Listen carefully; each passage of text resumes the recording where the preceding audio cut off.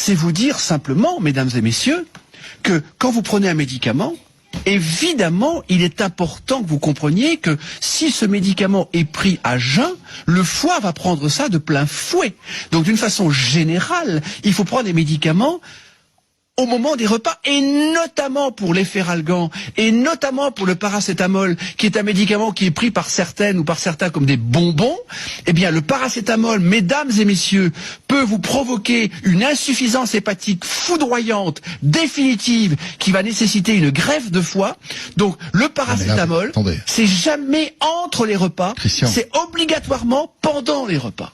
D'accord. C'est une faute majeure des médecins. Oui, mais quand on a mal à la tête. Eh bien, on mange avec. On prend le paracétamol et en même temps, on mange. Oui, mais si vous dites qu'il faut pas manger entre les repas. Si on a mal à la tête entre les repas, qu'est-ce qu'on fait? On mange une pomme, on mange un yaourt, on mange un fromage blanc.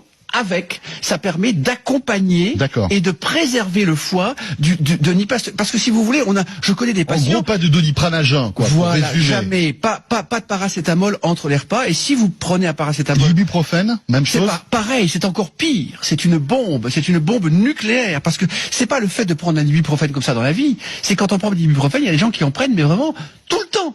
Et ça, ça ne va pas. L'aspirine, c'est mieux ou pas?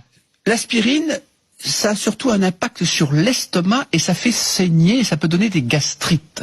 Donc les aspirines à 1000 mg, n'en parlons pas, parce que là... Non mais on a mal à la tête par exemple, vaut mieux prendre... on s'éloigne un petit peu.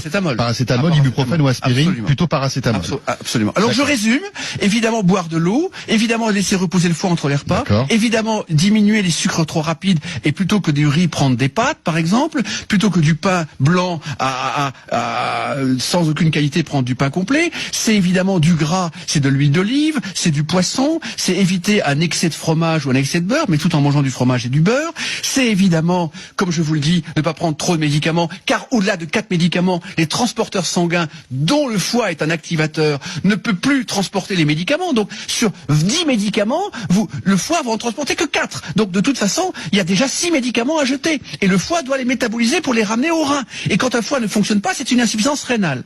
Et dernier point majeur, alors là, le 5e point, si vous voulez garder un foie, et je vais résumer le tout si vous le permettez, c'est évidemment un verre d'alcool pendant un repas. Et le foie est un organe qui ne supporte pas l'alcool. C'est-à-dire que ça détruit tous les réseaux structurants de la fonction hépatique. Et évidemment, quand les réseaux L'alcool est l'ennemi du foie. Ah, c'est le premier ennemi du foie.